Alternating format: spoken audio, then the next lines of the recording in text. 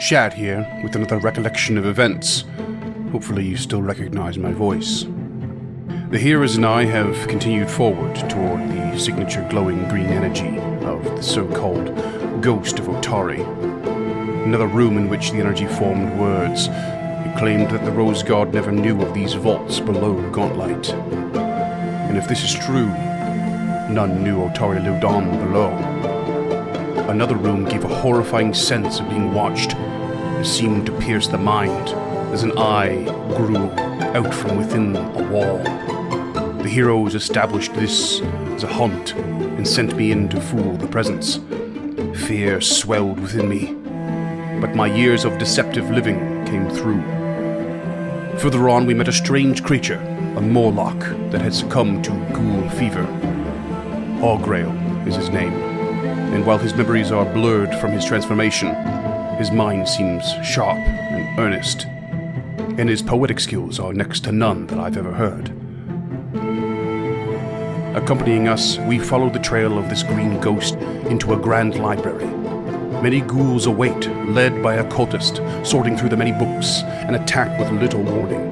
The fray of combat is intense. Lady Gilda in particular fought with impressive ferocity, before subjecting herself to a dark energy swirling from the middle of Gauntlight, even at this level. As her life force is sapped, Augrael viciously tears through the final ghoul cultist.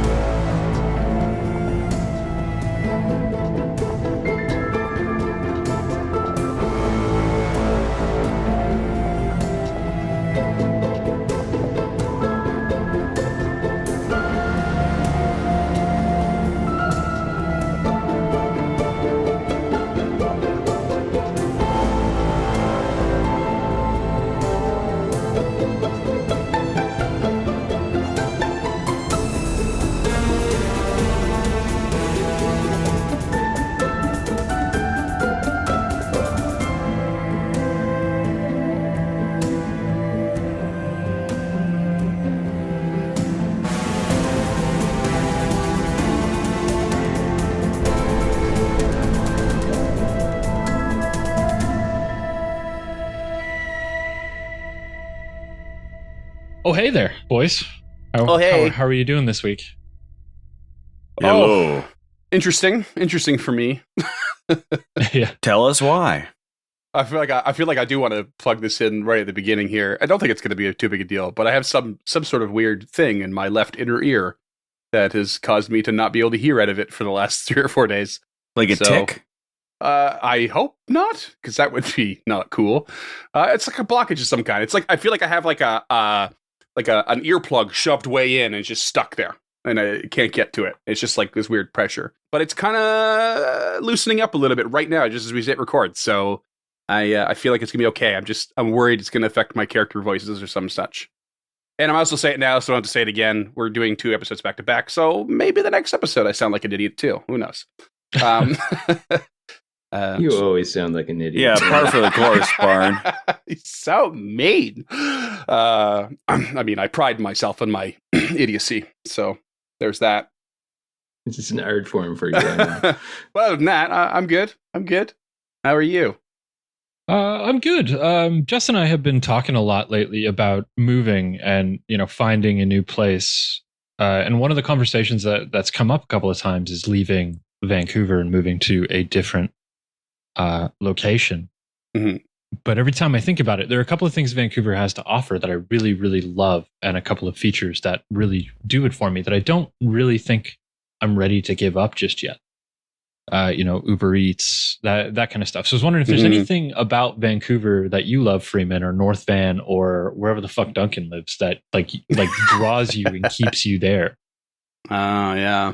I feel like I don't take advantage of Vancouver. I'm such a homebody. Come from the same place as Duncan, and I just I don't really leave my bubble that much, and I'm so comfy where I'm at, and I like going places, but it's usually someone else's idea. Like, hey, do you want to come here? I'm like, oh sure, I'll do that, and then I go do it if I have the time. But I don't go out of my own way. So I feel like I just don't take advantage, and that makes me want to go live in a smaller, less busy place. because I feel like I'll just, I like it a little bit more calm, and I'll be content there. But like with the city itself, there are some. I mean, inarguably, there's some really great food and some great beverage. We always land on those things, and of course the craft beer scene here is, I mean, the best in Canada at least. So, it's that's a big boon for me. I love me beer. What about you, Scott? What brought you and kept you to North Van? Well, we talk about the same conversation pretty often, just because of the rising, like the housing market here, and we want to have a house one day. So we think about this as well. But there are definitely some things that we like here, and one of them is we love going to concerts. So there are tons and tons of great concerts here. Next to Toronto, it's got the best kind of circuit of concerts coming through. So we always had that to look forward to. We go to Canucks games. We went to one last night, so that's pretty exciting, and definitely would miss those. And also, I love that I can just go skiing after work 15, 20 minutes away. So that's always nice too. Right on. I love you just listed 3 things I don't want to do. I don't want to go to concerts. I don't want to go to a hockey game, and don't even want to think about a ski hill. Forget it. Why are we friends, Scott? I don't know. Because we have a mutual love of Pathfinder and a mutual hate of each other. Yeah, at least we have some common ground. The duality of man. Well, we both love beer too. As much as you like shit beer, you do like good beer. So there is that. Yeah, I was definitely indulging in PB&Js last night. Tall cans of PBR and a shot of Jameson. So shout out to the Moose. You make me sick. What about you, Duncan? I don't think we've doxed where you live on air, so I don't want to put you in a position where you have to do that. But is there anything that draws you to that location? That's a complicated answer sometimes. Yeah, it is. Work draws me to where I am right now, but I'm in New Brunswick, Canada, on the East Coast. Some people, even in Canada, have no idea where that is. It's a tiny little armpit of the country. East Coast is the Beast Coast. That doesn't even make sense. Like West Coast is the best coast. We're just compensating for something there. No, we live in the woods, and it's honestly beautiful. I mean, if you just want to like be out in the wilderness all the time, and there's some really, really great people around here. But in general, I mean, there's not a whole lot going on.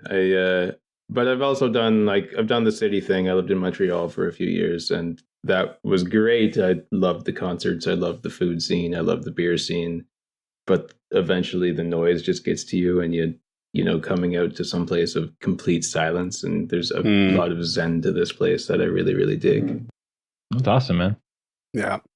For me, it's VPL, the Vancouver Public Library. Like, it's one of those things that just resonates with me. I've never seen a library this good. In Toronto, it's not as good. Like, you can rent green rooms, you can rent full audio rooms, you can rent tools, you can rent musical instruments, you can rent books, video games, and you can just log on to this app, have whatever you want delivered to the closest location, and just go in and pick it up. Zero human contact whatsoever. And I really, really appreciate that system and how well thought out it is. Like, to the point where I used to volunteer once a year. I'm currently a friend of the library, which means I donate a certain amount every year because it's something that I really, truly believe in and want to keep alive. Like, it's this beautiful free resource. It's cool that it's extended like that to so many different mediums. Yeah. That's really cool. Fucking communists. Yeah, a little bit. What the hell? Says the man worried about buying a house. I'm just kidding. I'm kidding. So I've looked into the one in Victoria, and it's not as robust. I lived in Toronto for a little while, and it didn't used to be as robust. It might be now. I just like the services they offer, and the ability to like even just rent audiobooks like without having to go in whatsoever is just it's such a nice resource that I don't think enough people participate in, and it's because we have such a good community who does love the library that we get to do robust things like rent musical instruments and stuff like that. Like, if you've got your own mouthpiece, you can just have a trumpet shipped to the closest library you want, take it home with you for a week and fucking go to town, or That's rent a cool. DVD if you live in the past. Yeah, like the library system in Quebec was very similar. Like Le Grand Bibliothèque in Montreal is just, absolutely robust with so many things you could like rent out or like take out for free. And it's just this aspect of, community life that you don't see in a lot of places right now of you can go to the library and just have a place where you don't have to go spend money on anything and just have resources available to you, which isn't a lot of spaces available to a lot of people right now. Absolutely. And I highly encourage all of our listeners to get out and explore their local library, just like we're about to do with Otari's local library today. Oh, bazinga. James is on a roll, buddy.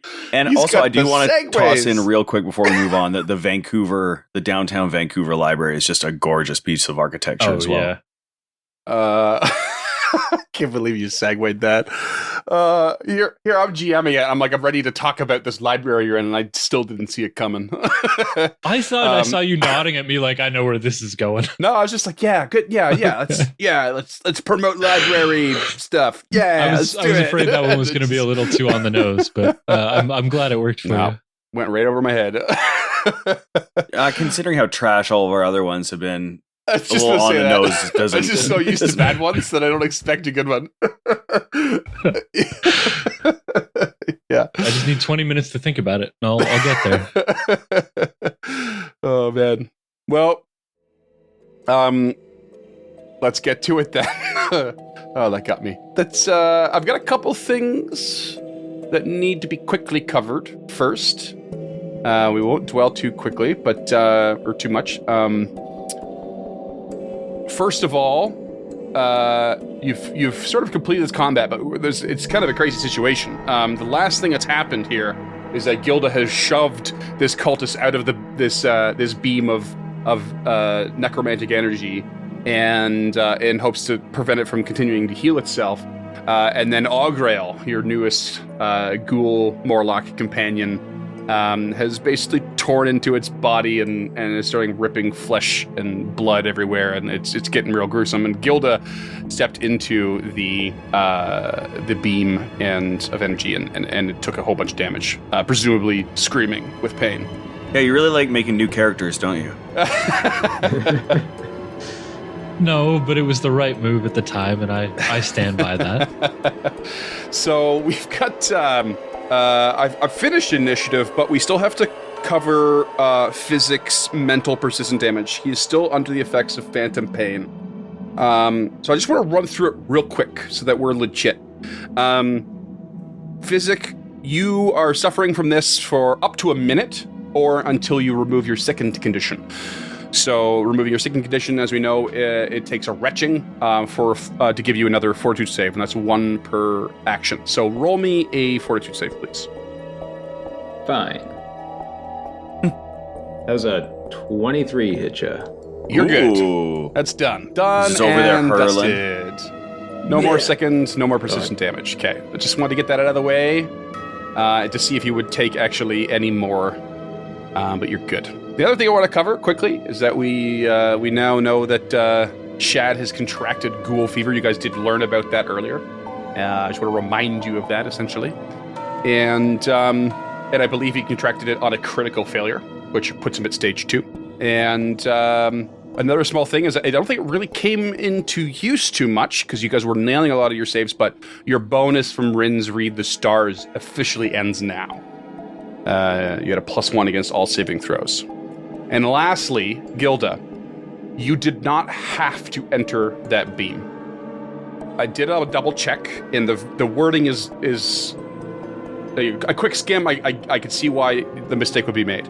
But it says, on success, you push the target back 5 feet. You can stride after it, but you must move. I didn't kill it with the shove. I know, but you shoved it back 5 feet, but you do not have to follow it. Right, but it was action 2 to shove it. So I shoved it, stepped forward, and then killed it. And then you tried to attack. Okay. That was the order of operations. Yeah, okay. I just recall you saying I have to, or like you were interpreting it as having to. No.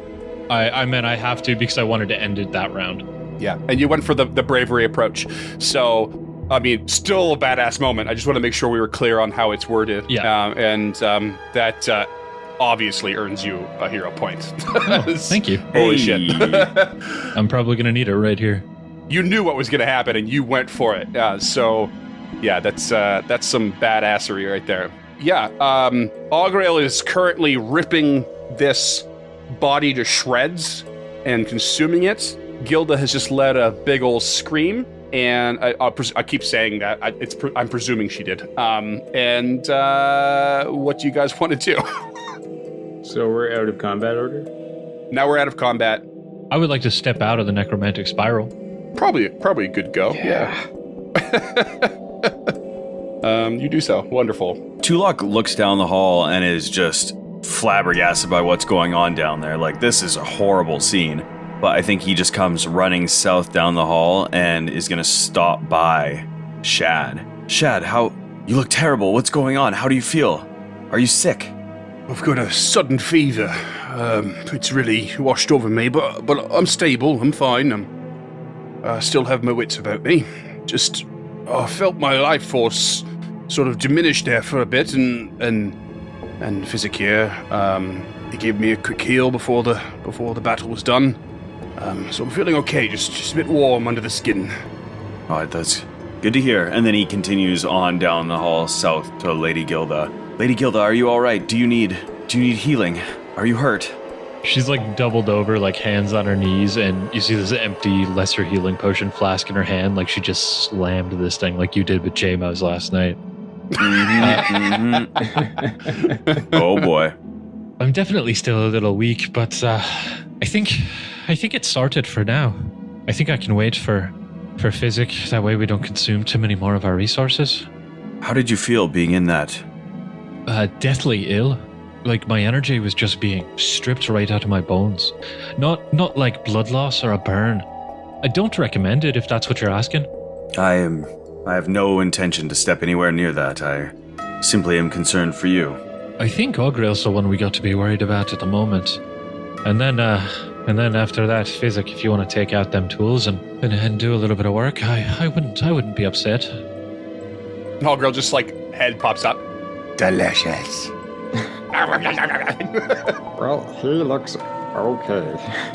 Physic's just gonna wander up, and hearing them talk about the necromantic spiral, take a big berth around it actually, and come up on the other side of Lady Gilda, and will treat some wounds. I appreciate that. I don't know when the last time you did it on me is though.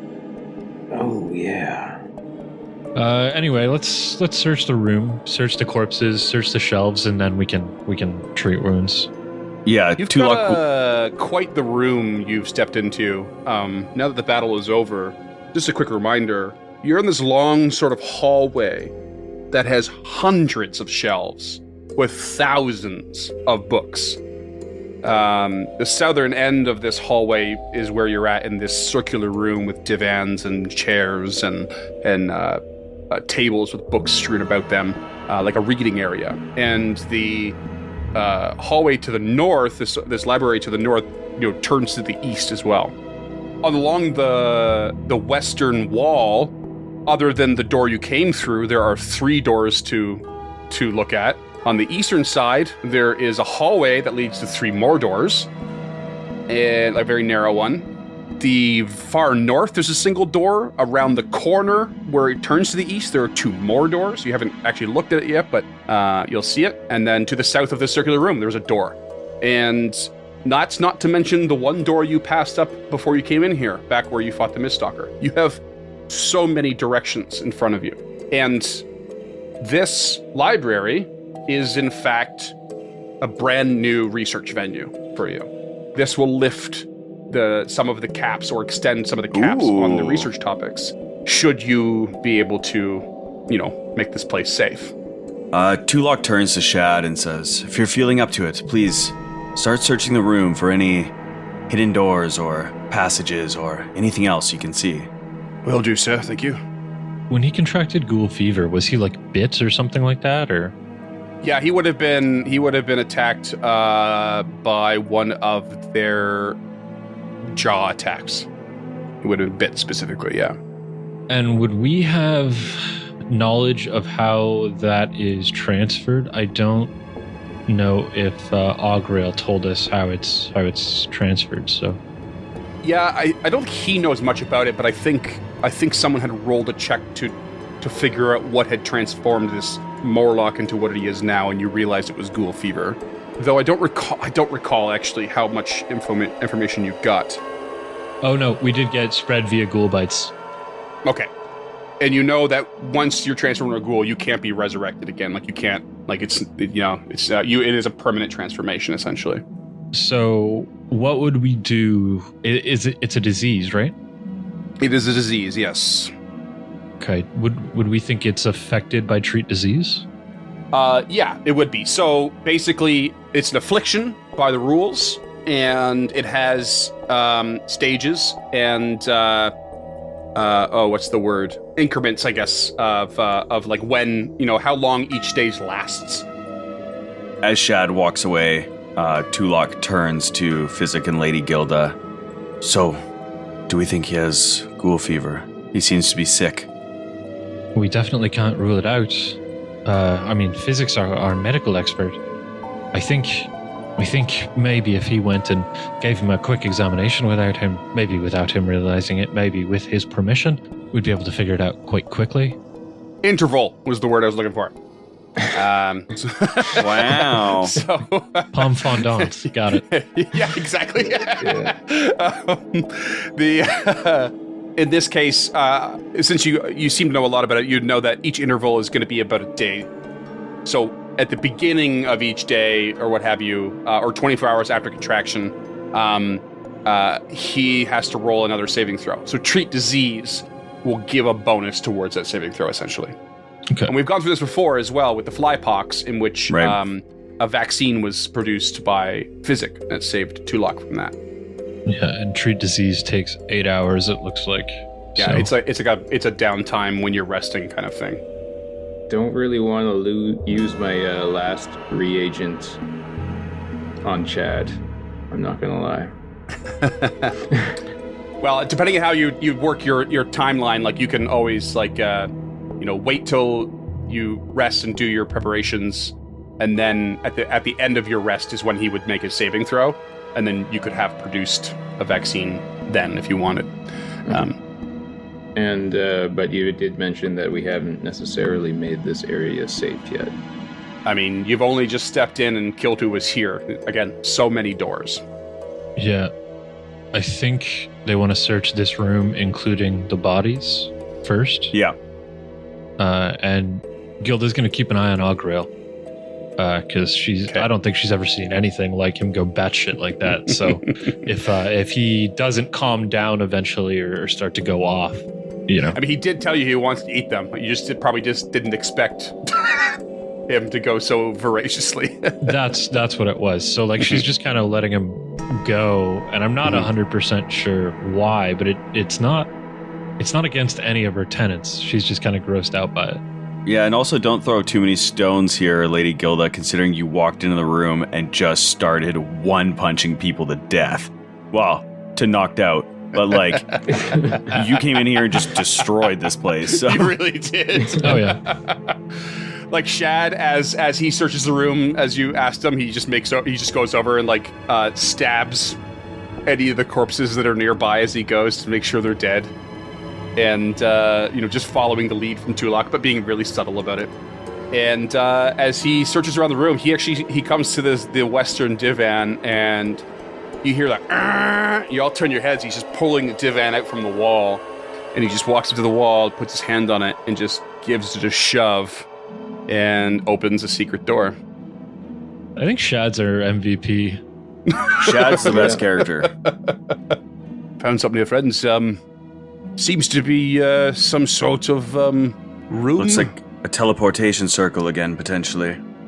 Well, I don't know much about that, sir, but by all means. Looks like the phases of the moon on the floor. It does. Interesting. I wonder if that correlates to what room it goes to. No, I'll be honest. That's just like preset artwork that Narky used for the room. So. Shout out, Narky. Yeah, shout out Narky. Sick Wicked map. maps. Wicked maps. Narky, if that's phases of the moon, I want to hear a point from you. Yeah, Tulak, you step up and you can see like the walls of this circular chamber are decorated with intricate intertwining runes and shapes carved into deep into the stone. And it is filled with dull, silvery metal. The floor and ceiling are polished to a reflective sheen and is very much like the room you found on level 2. Very similar shape and size. It is a teleportation circle, Nice. albeit inactive. Inactive, correct. But it's put together. Like, it's not like that It first is, yeah, one. it's not like the first one where it's stripped down. It looks like it could be reactivated again. Cool. So he goes over, eyes that up, says, yes, that is a teleportation circle like the one above us. These will come in handy for quick escape if we need them in the future, but at this point, the power means nothing to us as we have no idea how to harness it. He walks away and is going to head up to the cultist and take a look at the body. All right. The only thing on the cultist's body is lumps of decayed flesh that are strung on a necklace around their neck. I think this one did pull one off and eat it in front of you all as well before Yeah, he stepping did. into the negative energy. But it's just got 2 lumps left on the necklace. Augrael, why are you eating that? And why do they eat this flesh from around their neck? What is it? What does it do? Ghouls eat the decayed flesh of the living, brought to death. It sustains them and it heals them. It's tasty, but I prefer the flesh of the undead, like these creatures.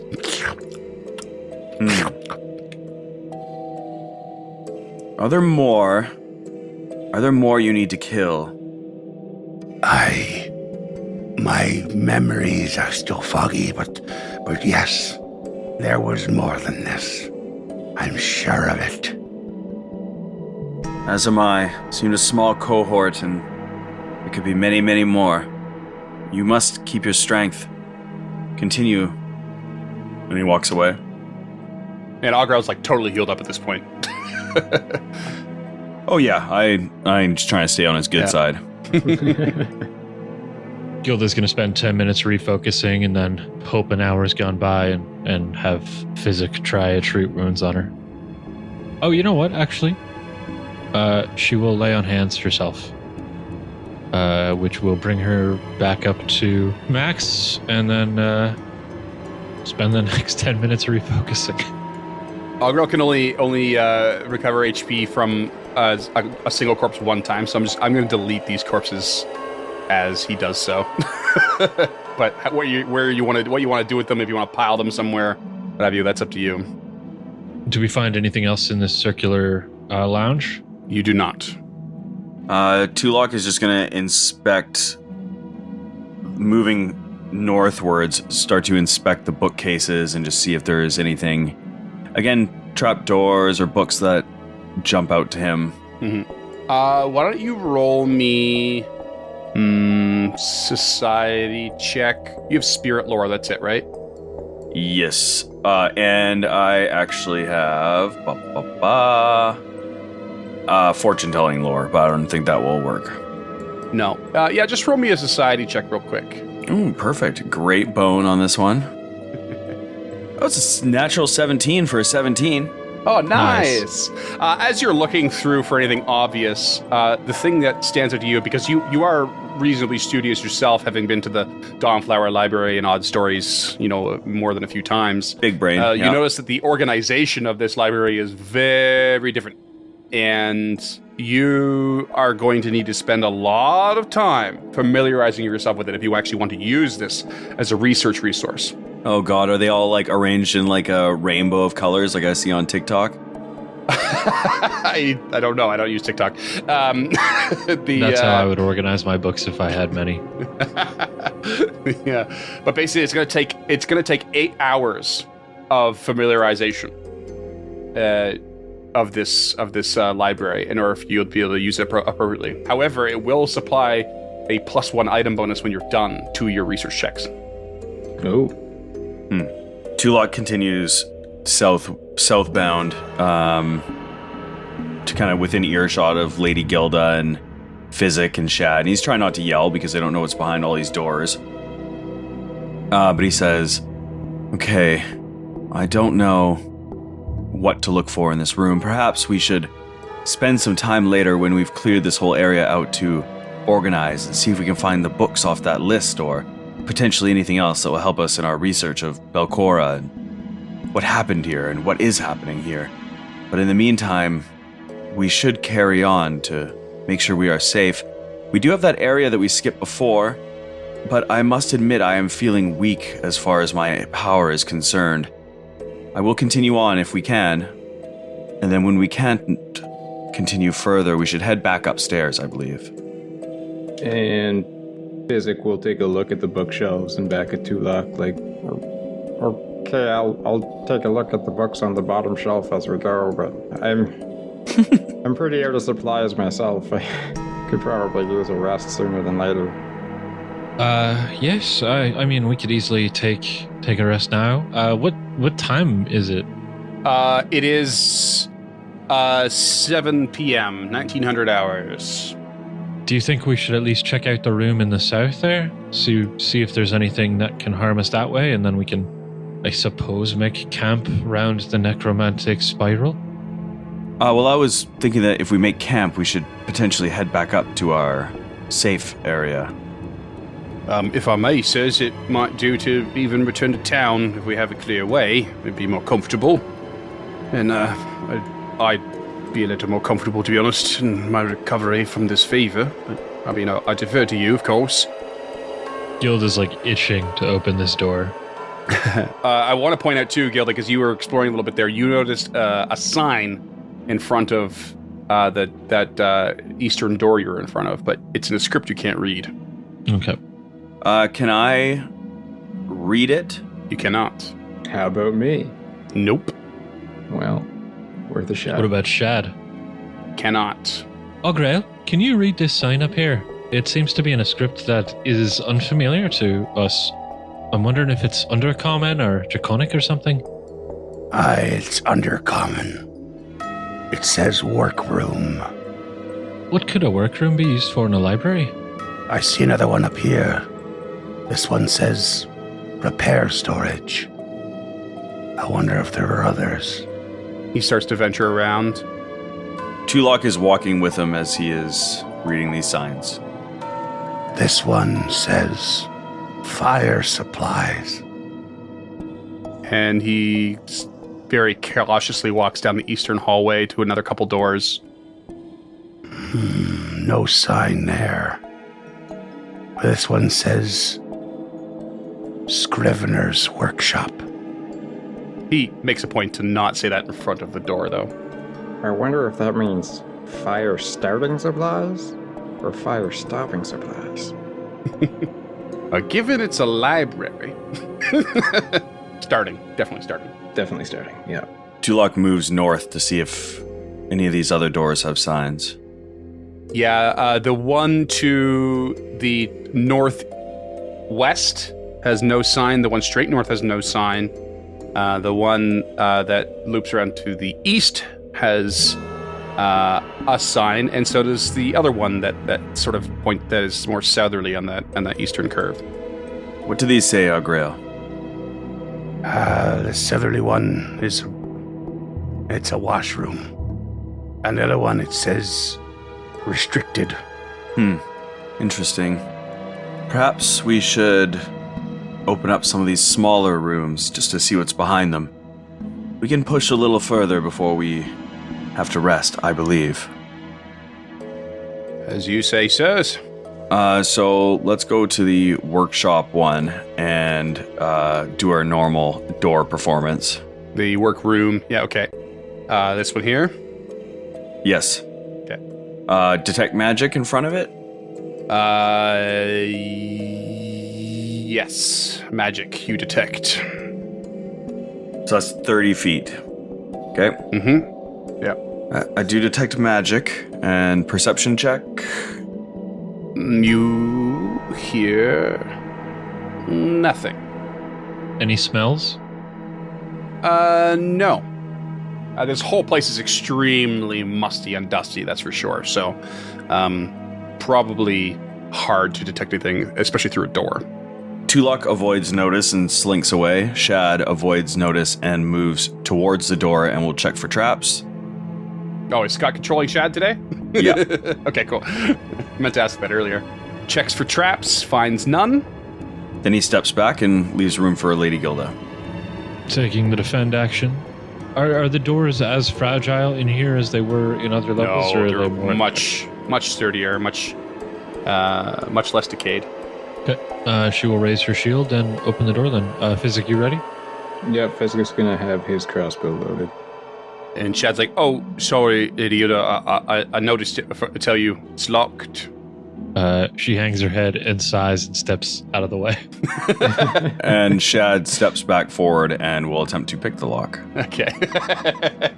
Shad, you cheeky bastard. Sorry, friends. Sorry. Just didn't want to overstep my bounds. I just rolled a thievery check. Natty 1 for a 10. It's a +9 on that too. Fucking hell. That's really, really not good. So, critical failure. You break your tools. He breaks his thieves' tools, and they need to be repaired now. And he immediately can tell you, though. He's like, "Sorry, sirs. I didn't quite get that. But that's a complicated lock. I've not seen a lock like that in a while. That would take some effort. Even after me tools are fixed. And what that means, it's actually going to require to pick the lock. It will require 3 successful thievery checks Damn. to unlock. Damn. What's the door made out of? It's made out of wood. You could absolutely force it open with an athletics check, but that causes a racket as well. So that's the downside. It's not like we were super quiet coming in here. That's true.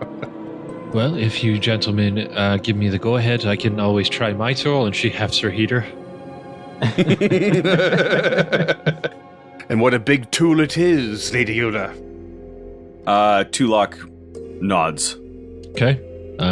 She throws her shield into the door, and that's an athletics check. Is that I rolled that open, so Yeah, that's fine. that's a 29. Yeah.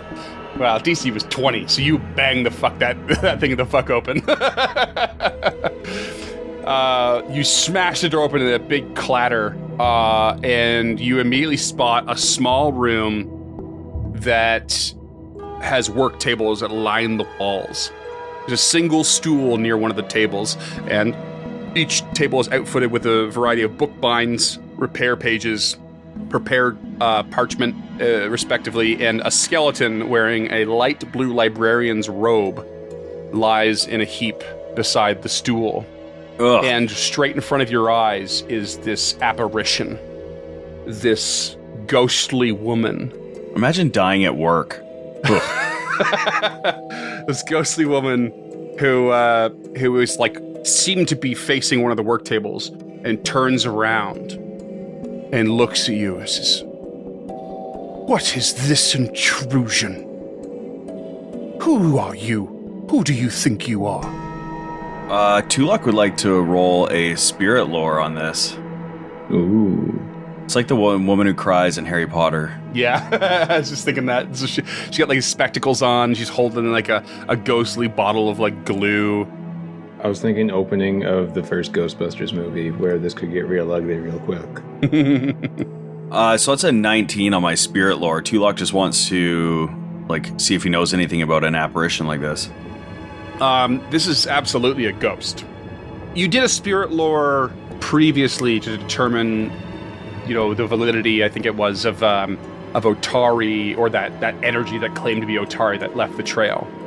And you did learn a little bit about ghosts, I recall. So I'm just gonna feed you a reminder, I guess, of what I think I told you.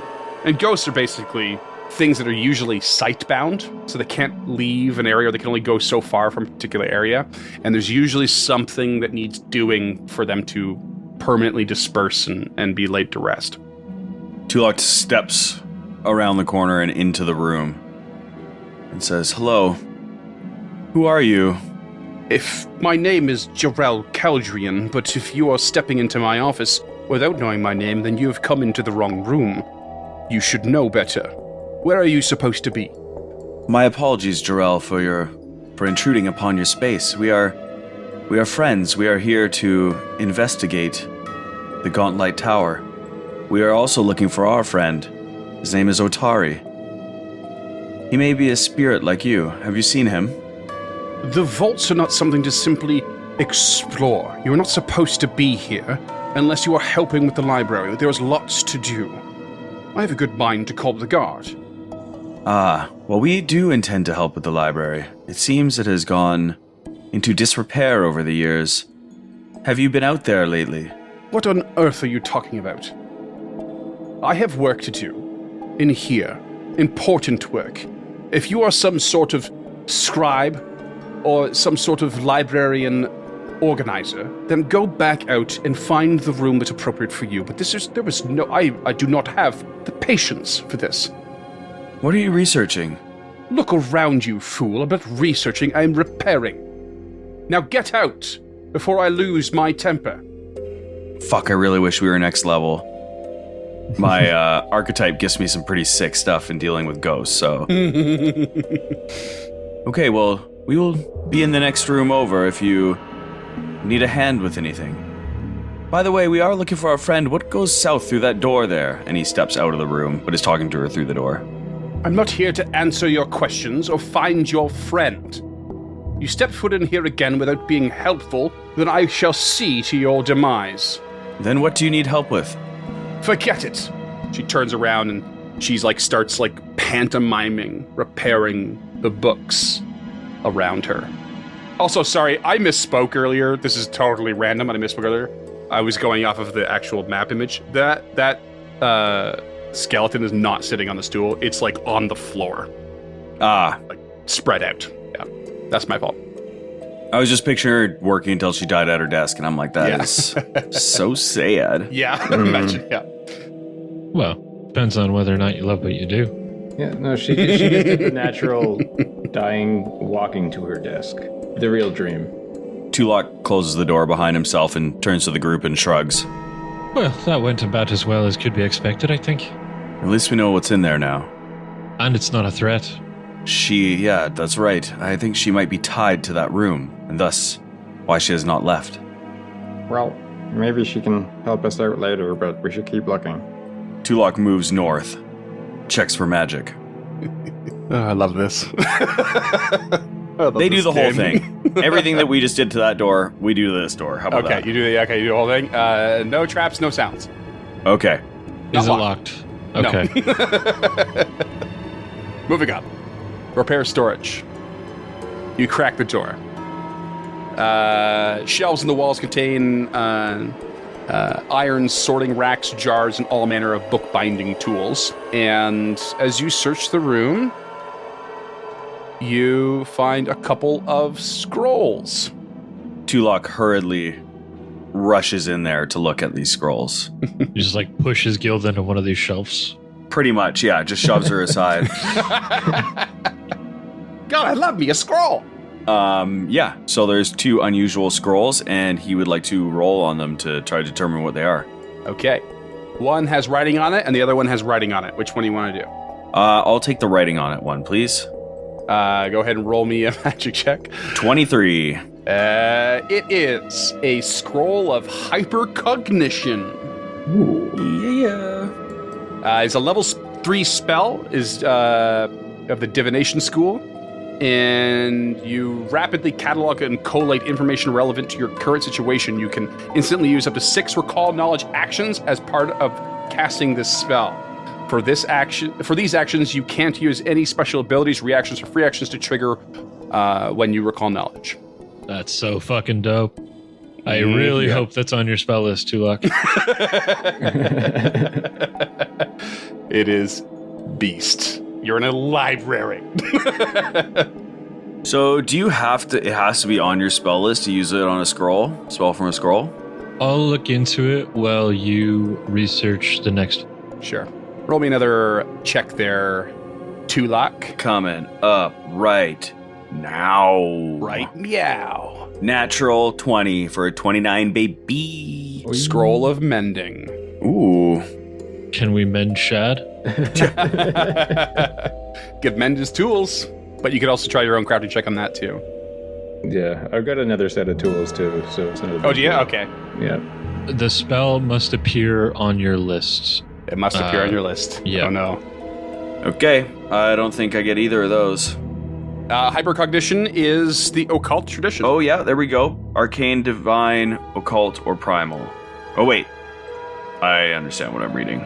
So divination is the school of magic, but it's not like the sort of tradition. So you Yeah. can use the hypercognition. In fact, only occult casters can. It looks Fuck like. yeah. Mending? Is that the one you were looking at? Yeah, that's arcane, divine, occult, primal. So anyone can use it. Sick. You can spend a single recall knowledge to identify the scroll, but we must use identify magic to learn what the scroll holds. Oh, But if it's a common spell from your spell list or a spell you know, you can use recall knowledge and automatically succeed at identifying the spell. If it's not, you must use identify magic. oh. So if it's not on your list, you gotta do a. If it's a common spell from your list, so Okay. I don't know if hypercognition is a common spell. Mending would be a common spell. Yeah, it's just like a common cantrip. Yeah, It says common on hypercognition. there you go. Yeah, should be good. So is the order of operations that you can use to identify that it has hypercognition, but you don't know what hypercognition does unless it's on your spell list, or you do another check. If it's a common spell from your spell list or a spell you know, you just spend a recall knowledge and automatically succeed at identifying the scroll spell. If it's Okay. not under that, you must use identify magic. Oh, so in other words, Tulak wouldn't have had to roll those at all. He would have just Yeah. known what Exactly. those were. Gotcha. That's good to know. It's good to know going ahead. We haven't had that many scrolls, so No, we haven't. Casting from a scroll requires an activation, and it just uses a normal number of actions for that spell. And one Cool. free hand, I believe. Yeah. yeah, you definitely have it in your hand, but otherwise, yeah. So theoretically, it could cost you an extra just to draw it, but Still, that's dope. You can just use that whenever the fuck you want. Yeah. Don't hate. Hypercognate. get out. Is there anything else in the Shad peeks his head in and just looks to see if there's anything else we didn't find? Nothing. No. There's tons of scrolls, but these are the only ones of use that you can find. So I'm just going to throw it out there. That ghost is in a bookbinding room, and we just found a scroll of mending. Maybe we should go offer it to use it to Ooh. help her finish her work. That's a very Lady Gilda thing to do, and yeah, probably seems like a good idea. And Gilda can take point this time if Tulak's a little frightened. He's not frightened necessarily. I think he'll be fine. He has such interest in the undead now that he's fascinated by this creature. I don't know what your diplomacy is. Mine is +9, so Okay. It's all you, bud. okay. So Tulak is gonna crack the door. And this ghost is still pantomiming her work and takes a little bit longer to turn around given the more delicate nature of the opening of this door.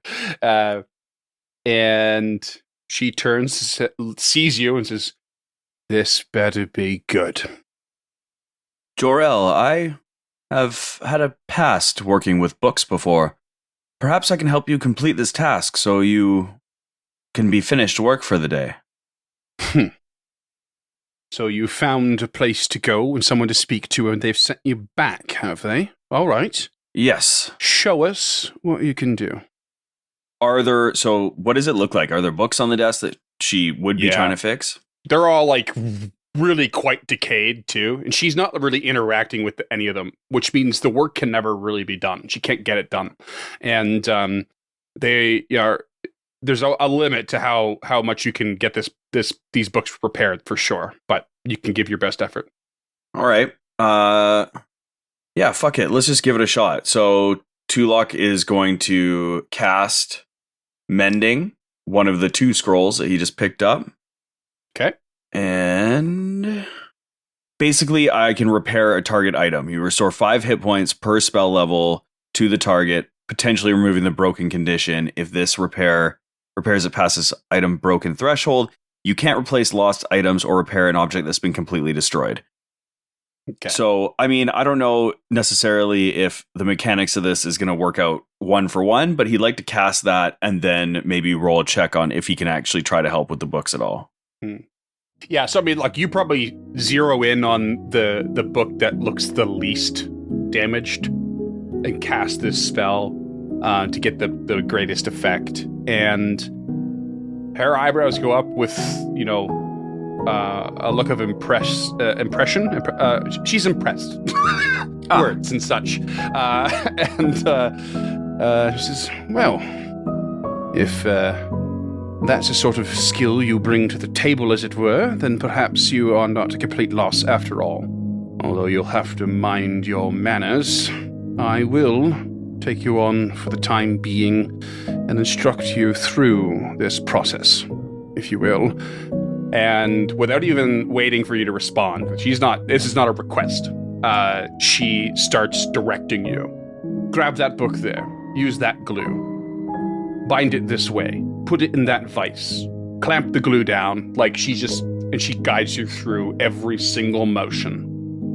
And she does it for a while, unless you decide to stop. Yeah, I think Tulok is, as he's, kind of hustling around, grabbing the glue and putting things into vices and clamps, he's just, turning over his shoulder and just inspecting what she's like. And he's also reading the titles of the books and just trying to gather as much information out of this social interaction as he can. Roll me a perception check. It's a 22. Yeah, you can tell that every time you get a book prepared, you could see it. Like, you follow her instructions to the T as best you can, but like it's just not properly repaired. But she's, every time, or the first couple of times, you look over at her when you're done, or she confirms you're done, and she seems to be looking at a different book, something that is well repaired. You've just followed her instructions, and she nods with approval and moves you on to the next book. And when I say a long time, you're going to be here for hours. I want to know what everyone else is doing. How many is hours? Because this would be a great time for Gilda to start learning the research or learning the library. Exactly. Because, it's going to be probably 8 hours or more. Okay. Gilda will learn the library and maybe, I don't want to play physic, but we do have a ghoul fever. Yep. That's a pretty solid way to treat a 3-way 8-hour session right there. Could I get Augrail's help in deciphering the library code? Yes, I suppose so. Okay, so you actually don't need to roll a check for this. You just need to study it. Yeah. Never mind. So you just need to study the layout. You're like, okay, you're familiarizing yourself with the organization that's here. You're not rearranging it, that's for sure. That would take way longer. You're just like, okay, what is this? This isn't Vandy Banderdash's Dawnflower decimal system. This is something entirely different. And once you pin down the order of operations, you know where to look for the topics you need. Okay, sweet. This isn't Vandy's decimal system. This is this reminds me of the Library of Congress and Mandarin classification system. Nice. Well done. Well done. I'm sure Vandy is a much better person than Dewey was. That guy's a fucking monster. Did Dewey get canceled? Yeah. Oh yeah, he is an absolute monster, man. Oof. Oh no. Yeah. Oh yeah. Not to get bogged down in library science too much. Yeah. Shad's probably resting down on one of the divans, just like chilling, not spending too much energy. And Augrail is like just perusing random books and enjoying a good read. He loves to read. He loves to eat ghouls. That's his thing. Pretty simple life. I like it. Yeah. Reading and cannibalism. Hell yeah. It's all he wants in life. It's what he told you he wants, and that's what he's doing. He seems just peachy. Probably also hanging out in the lower room on a divan, just chilling. I think that this 8 hours is going by relatively. I mean, it's a slog. Like, actually, Tulok, I want you to roll me a crafting check. Uh-oh. I just to see if it takes you longer or shorter than expected. All right, I'm gonna give myself guidance. Oof, it's a 10. Yeah, it's gonna take you an extra 2 hours, so 10 hours total. Yeah, I mean, he didn't know he was signing up for a 10-hour workday, but I think it's like the combination of, the importance of this potentially and also his interest in the apparition that's helping him. He's really trying to make it work. Head down, sweating, asking questions every once in a while, just trying to speak with it and interact with it. It is 5 a.m. Yeah, and I think I will have taken Physic will have taken Thad down to one of the couches in the southern room. Yeah. By the light of the eerie necromantic plume there, and he'll do a crafting check instead of a medicine check for that treat disease. Okay. For a natural 20. Hell Nice. yeah. 30 total. Oh, damn. So that gives him a big boost, eh? Plus treat 4. disease. Where's treat disease? Yeah, +4 circumstance bonus. Nice. So he's got a fortitude save with a +4 circumstance bonus to try and shake this ghoul fever off. He's on stage 2, remember? Yeah. Will you roll that up for me there, Scoot? You got it, buddy. That's a 27. Tell me that's a crit. That is not a crit, but it is very much a success. Okay. So Down to level 1. down to stage 1. I also wanted a fortitude from Tulok, given how Yeah. long his day has been and how long it is extending through. Very fair. You are nearing exhaustion. 25. Okay, you power through. You do not become fatigued. But he is starting to move slow and you still sweating. fatigue. You only shake off with a proper night's rest, but you still really want it. You're just not taking any penalties. In fact, the rest of you are borderline having to do that roll as well. I think. I'm not getting too nitty gritty on the timing here because I don't really know it. After cataloging the library with Augrail, she closes the door, and Gilda sits with her back up against the door and is just like nodding off, holding her shield up, and just like trying to stay awake and wait up for Tulok, and then maybe they can go back to Otari and buy some shit and take a proper rest. But she is nodding in and out here. It's like, when you're falling asleep and you're just like slapping yourself. She like is falling asleep and almost knocks herself out with the right cross. Yeah, she's got her shield sitting in her lap, and every time she head bobs, she hits her head off the shield. Yeah, it wakes her up. Yeah. By the end of your really long workday, Tulok, once the books are all as repaired as they can be, Jarell turns to you and says, "You are indeed a skilled disciple." She turns to the door in the southern portion of this room, as if staring through it. "And I feel perhaps you are one of merit as well." Thank you. That is a large compliment from you, Jor-El. And without responding and without looking back at you, she just says, "Thank you." And she disapparates, disappearing Nice. from the sight. And Tulok gains profession book rebinder. Levels up. Level 4. Permanent boost to crafting skill. Actually, you know what? I will give you A lore? trained in bookbinding lore.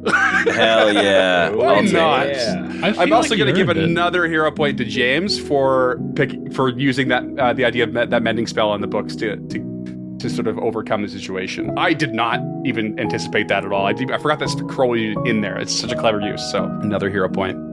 I always assume the publishers give us the tools to solve the puzzles, so It's so good.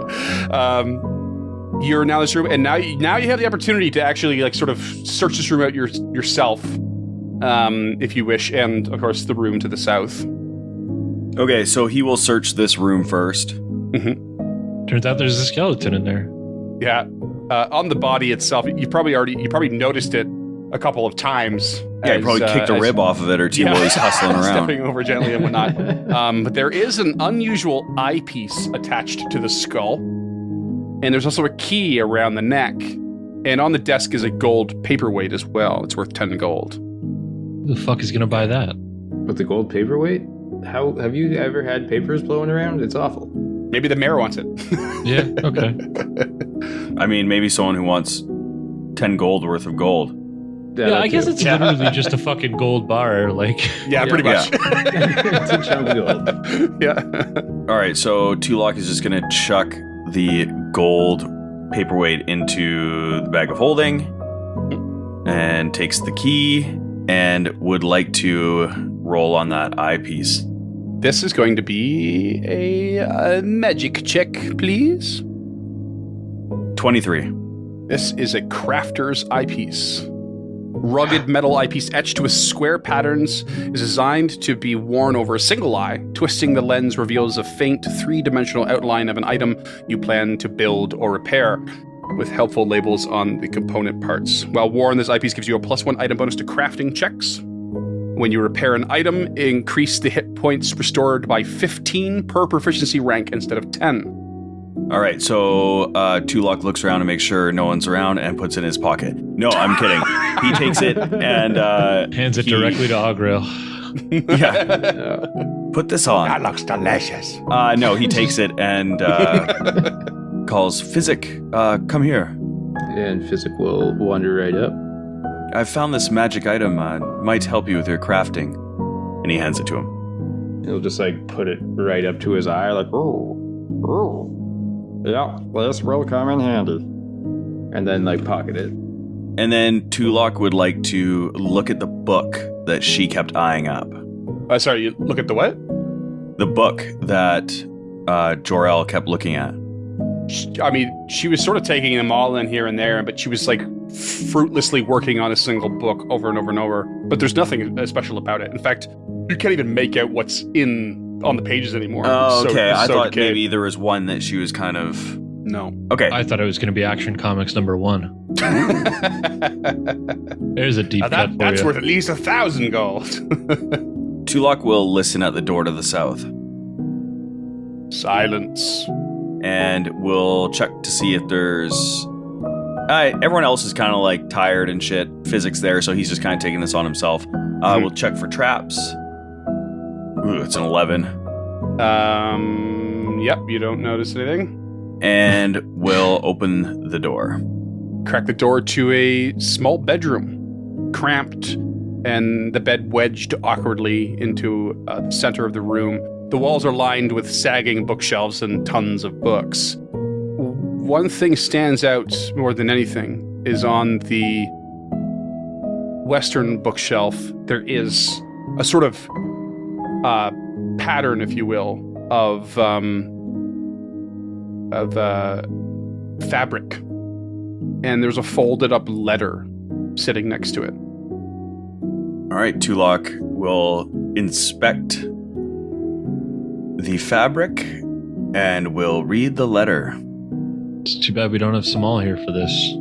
Yeah, no doubt, eh? The fabric seems to be really basic, like burlap. Really, really nothing special. But it is laid out in this sort of puzzle-like pattern almost. You pick up the letter and it reads as such. My dearest friend, I'm sorry for your unraveling. I know you did not understand, but I could not bring myself to offer you the dark truth. What is happening here is beyond what I ever expected, and I chose to preserve your innocence. I hoped we could one day walk the halls of the Foray Logos together, once our mission was complete. It seems that will never be. I cannot bring myself to destroy you, so instead I pray to any gods that would care, that you be found by someone with a thirst for knowledge, and more importantly, someone of merit. Goodbye, my friend. I find release now. I have never felt so alone, but your blissful ignorance brings me some peace. Jarrell Caldrion. And at the bottom, there is an extra note that says, to the would-be discoverer of this carefully laid fabric, if you've the skill and kind heart, follow this pattern to reconstruct my only true friend. Know that you will only make a child's toy with simple thread, but with thread imbued with holding magic, you will make something much more. And on the reverse side is a formula. God, I hope it's a mimic. Tulok will take the letter and fold it up and put it into his pocket. And he will take the fabric and come out and hand it to Physic, and walks out into the hall where Lady Gilda is and fills them both in on what he's found. And Physic taking the fabric, is he able to decipher what the formula is on the back of it? It basically creates like a doll, like a burlap child's doll. Creepy. It's going to be a poppet. I'm almost positive. I'd bet a hero point on it. Ooh. He's betting the hero point. Okay, if you're right, you'll get one. If you're wrong, you'll lose one. Deal. Ooh. Cool. Amazing. Oh. Okay. I don't know what a poppet is, but awesome. Do you want to take the same bet then? Nope. You want to toss on that eyepiece and see if you can make it? We need magical thread. Yeah, that's Oh, what I was. I getting thought from it that. was imbued with magical thread. My bad. Yeah, it needs like a spell of holding to be able to keep together, from what I understood there. Got it. Roll me a crafting check. Someone. Physic will do so. I would like to aid if possible. I do not aid. I will touch your forehead and attempt to aid. So this 28. would be oh. Jesus. All right, get a +2 to your attack, your check. Okay, so with the imbued eyepiece, that's a 27. +2 is a 29. Whew. You already have the thread you need. It just happens to be stitched into your current bag of holding. Oh, so Okay. basically we had to destroy the bag of holding in order to... You would have to unravel it, yes. So we could either, and just hear me out, guys. We could either create what can only be described as a homunculus of a burlap sack, or we could keep our bag of holding. What do you think? We need the bag of holding for now. Yeah, I don't really think we need another tag along at the moment. We have Augrail. Speaking of which, Augrail, there's a bed in an office here. Is that something you'd like? We can give you the official title of I don't know, Fogfen Librarian. Oh, that sounds great. I will sit here and read and read and read and eat and eat and eat. Yeah, I think we're gonna go back to Atari for a little bit, but we'll be back soon. Can we leave you with this list of books and have you take a look and maybe pull them for us? Yes, sure, I will look around. Do you want us to bring you anything from town? Only if you can find more ghoul flesh. Oh, I'm sure we'll find plenty more of that down here. How about a nice ball or a yo-yo or something? What do you mean? You know what? Never mind. I'll pick you out something nice. Oh, girls become your pet. I love it. She's trying to treat him like an equal. Like, Yeah. you know, he's a little damaged, so she just wants to give him options. I like the sound of it. Augrail, Morlock Ghoul, pet of a champion. And we just bring back like a Kong that's full of undead ghoul flesh. I mean, we'll just clean this place out, but yeah. Whip it up and down the hallway. Yeah. Buy him a He frisbee does or have that something. swift leap ability too, so he just like it'd be like a cat or when you accidentally knock it too far away and it just leaps across the hall. Augrail's Chasing it. enemies. No. Sorry, I want to note to Physic that that formula, I think, provides you enough insight that should you unravel the bag of holding, you have no reason to think you couldn't re-stitch it back together when you were done, if you wanted. Cool. So I don't want you to be like, it is a risk, but I also don't want you to be like so trepidatious. That formula or that pattern on the back of that letter is very elaborate because it is involving use the use of a magical material, although you're not magically crafting, you're just reconstructing something. Right. So it's a very unique situation. For sure.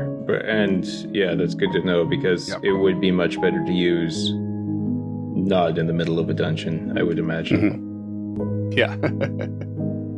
Sorry, I feel like I interrupted you, James. What were you saying? Oh, I was just trying to get across to the listeners that my plan here is to indenture Gilda to Augrael so we can essentially give him, tasks in the library and maybe eventually pass on some longer research tasks to him. Like, let's make him the librarian. Like, let's make him a useful NPC to us, like Vandy. I like that. With her healing, or Morlabint with his books. Like, why can't Augrael do a bunch of research for us? Scoot, this is a lesson for you. Yes, Some NPCs can be trusted. that's true. Well, That's we know true. how far this one can be trusted. That's the difference. Yeah. Is Augrael's Yeah. been nothing but honest with us since the beginning, and he literally eats flesh. Like, Yeah. we already know his worst qualities. And he stinks. Oh, man, he stinks. Yeah, so we'll give him this whole level of the library. He's got a little bit of necromantic energy there to heal him if he really needs it. Mhm. And we'll just keep the ghoul corpses coming, I guess. Oh, yeah. I mean, Tulak could literally create them. That's true. Hungry Animate boy? them. He can animate Just them. animate one out of the ground. Yeah. Still food to him, I think. All right, so let's head back to town then. Heading Yeah. back to town. It's been a while. I feel like it's been a while. It's been a while. We were just there. For you? Yeah, we just rested there before we came to this level.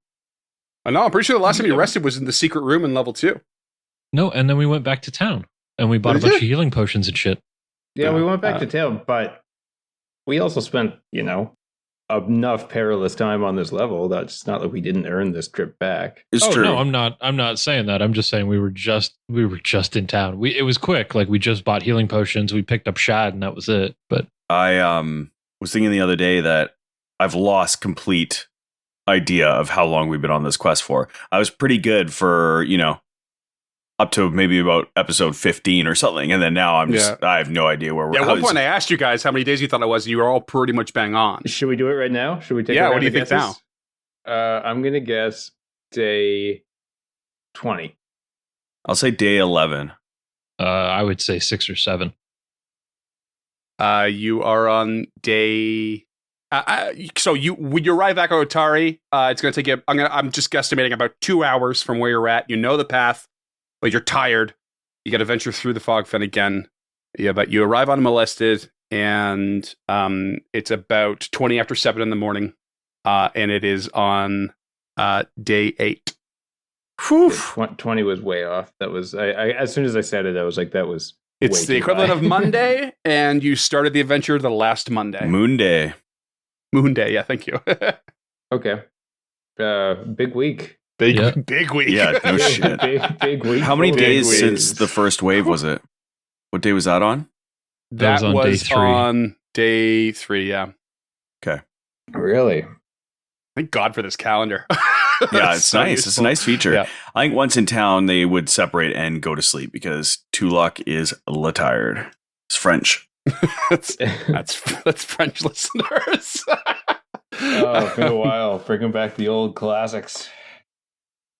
And I'm probably going to need a fortitude for everyone for exhaustion at this point, unless is the plan essentially just to go home and they just crash. It must be Yeah, it. I think so. Yeah, Honestly, okay. I think that the team would decide on a time and a place to meet up again to kind of get back into it.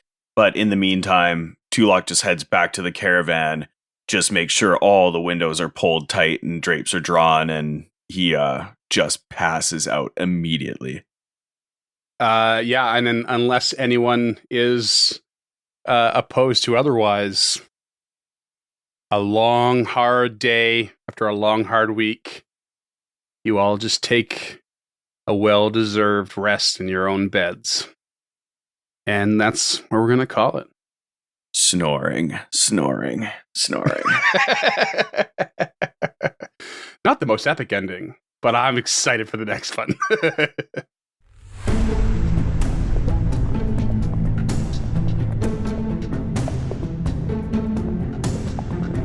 Stemming the Tide is an actual play podcast of the Adventure Path Abomination Vaults and is produced by the Uncharted North Network.